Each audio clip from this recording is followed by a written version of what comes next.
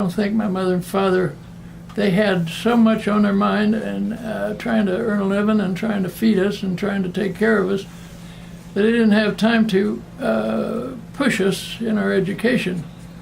And in the case of my sisters, they didn't have to because they both did it on their own. In my case, I was one of those people that, if left alone, I would have daydreamed all day because I think I had a poetic nature or poetic soul or whatever you want to call it. Anyway, I was a daydreamer. And so I didn't, when it came time to answer questions, I didn't even know what the question was half the time because I was lost in another world. And nobody tried to influence me to do better in school or, not just influence, but nobody criticized what I was doing. My dad and mother loved me, but there was no push behind me. And I'm not saying that for an excuse. It's my fault, but that's just the way it was. So anyway, that takes care of the mom and dad as far as, except to say, like I said before, that to me they were two wonderful people, and I'm sorry I lost him so young. He died in 1951, and he wasn't even 51 years old yet. He was still 50. He would have been 51 shortly after he died. But we lost him on a railroad to a heart attack. He, by the way, when he did get called back from the furlough in 1939, and at that time we were living up in Linden. We had moved from the Bottoms, and we were living up in Linden, and his time going around working on WPA and PWA and you name it, he worked any place he could for 10 years. He just struggled, which I say is probably why they didn't have time to really influence me. But when he got called back to the railroad, his seniority held, and they asked him would he want to go back on the railroad in Columbus, Ohio, where he was living, instead of coming back to the yards in Hawthorne Yard in Indianapolis. And he said, "Oh yeah, I love it." So they put him on the road running from Columbus to Indianapolis as a brakeman. And of course his seniority ran clear back to 1930. So he was in really good shape. He went right behind guys that had 20, 30 years on a railroad and were a lot older than him and everything else in age. So he lucked out in that respect, although the Depression wasn't luck. But that's the way it worked. Anyway, as to the aunts, uncles, cousins, and sisters,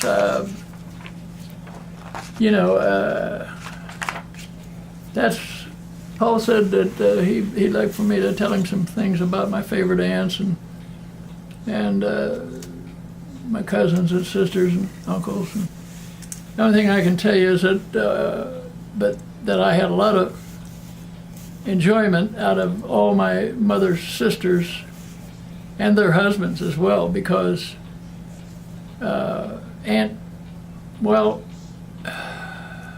let's see. If I start with Aunt Colette, was married to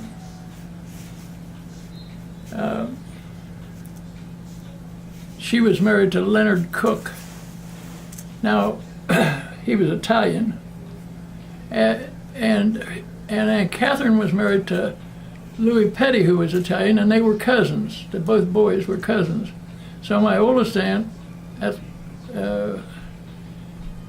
Aunt Colette, and my youngest aunt, Aunt Catherine, were married to cousins, Italian cousins. And the Italians, during the time we were living on the west side, the Italians always had food because they always had gardens and things like that.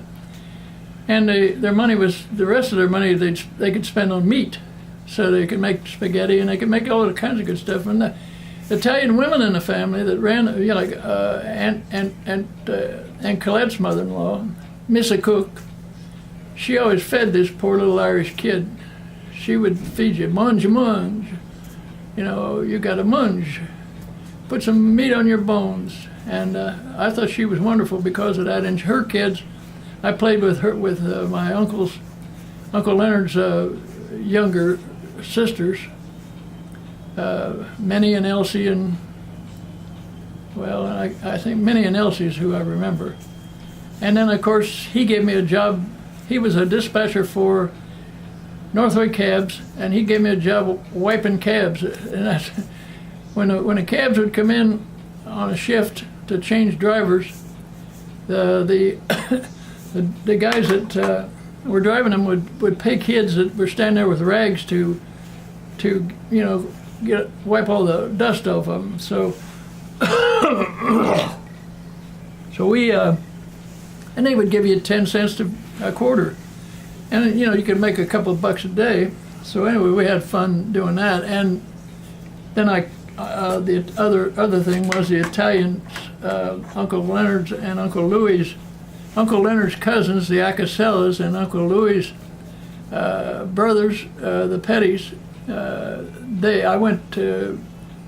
They taught me how to caddy, and I went to the course to caddy with them, and so I made some money there. And so I liked, you know, Italians. As far as I'm concerned, I love Italians, and mainly, I guess, because they fed me and they showed me a way to make some money.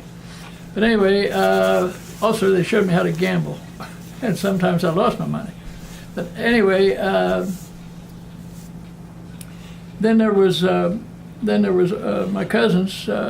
Sheila was Aunt Sheila Petty. That was Aunt Catherine's girl, and Carl Bauman, or as we called him, Porky, was Aunt Mary's boy.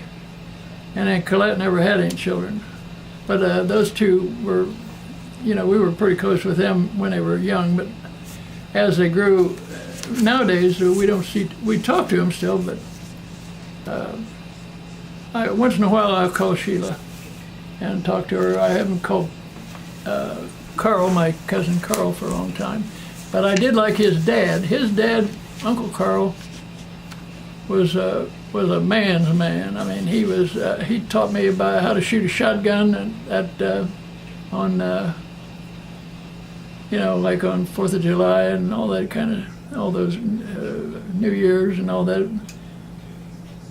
And him and Uncle Johnny, my mother's brother, Uncle Johnny, taught me how to fish, and they even taught me how to trap and different things like that. So I learned a lot of things from those two uncles. My Uncle Johnny, my mother's brother, and my Uncle Carl, her sister's husband. I learned a lot from them about doing things outdoors like that, because my dad was, being a railroader, he was gone most of the time. He would leave and go to Indianapolis and then lay over in Indianapolis and come back the next day. So he didn't have as much time as those guys did. Those guys worked 8-hour-a-day jobs, and railroaders in those days especially spent a lot of time away from home. And some of them liked it, some of them didn't. I don't think he liked it as, he liked his job, but he liked being at home with my mother too. So that pretty much takes care of the family. And now we get to the part where, well, to start with, 1941. 1941, let's see, 24, I was 17 years old in June of 41. So in June, around June or July, sometime like that, I went down to the railroad and asked them if they were hiring brakemen to where my father worked, the Pennsylvania Railroad. And they said, yeah. They asked me my name, and I told them. They said, oh, are you Shirley's boy? I said, yes. And they said, how old are you? And I said, 18. Now, I lied about my age. And they said, okay, that's old enough. If I'd have said 17, they wouldn't have hired me. But they did. They hired me. I come home and told my father, and he said, well, how are you going to do that and go to school? And I said, I quit school, which I did. I quit in the 11th grade. And I was going to Central High School, and I quit. And he said, well, if they ask me, I'm not going to lie for you, but I won't say anything if they don't ask me. And they didn't ask him. So I was working on the railroad. I was from June, July, August, September, October, November, going out like he did, only I was on what they called the extra board. They'd call, and I'd go out and work with the conductor. They'd tell you who you were going to work with on a run, and sometimes I could catch he was a conductor by then, I could catch him. So I think I only caught him a couple times. They tried to avoid putting people who were related to each other on the same train. But anyhow, I was going back and forth to Indianapolis and doing fairly well, making good money. I was making as much money as he was, almost, and which was good. And then still being 17, and even if I'd have been 18 like I told him I was still just a kid. And I had three buddies that I hung around with: Al Sudner, Bob Lugger, and Dick Lindner. And those guys and we hung out at a little place. We weren't old enough to. Well, a couple of them were older than me. They were 18. They were 17 and 18. They were 18, and I was 17. But we hung out up there at Hudson and Cleveland at a sandwich shop called Russ's. We used to, hang out in front of it. It was just a kind of a meeting place. And so Sunday, December 7th, we were over to church, and we left church before the Mass ended, as we used to do. Once in a while, we'd sneak out of the Mass if our parents weren't there to see us, or if they didn't see us. If they were sitting in front and I was sitting in the back, we just sneak out. Anyway, went over to Russ's and met. Russ come running out and said, "Oh, the Japanese just bombed Pearl Harbor." And we said, "Where's Pearl Harbor?" We didn't know. So that was the beginning for me of World War II, because that was on a Sunday. So the very next day, December the 8th, all four of us went down to Fort Hays Barracks, which is on Cleveland Avenue, and joined the service. And myself and Bob Lugger joined the Navy. I believe Dick Lindner joined the Air Force, and Al Sudner, I think he either joined the Air Force or the Army, I can't remember. But anyway, we went in. And that began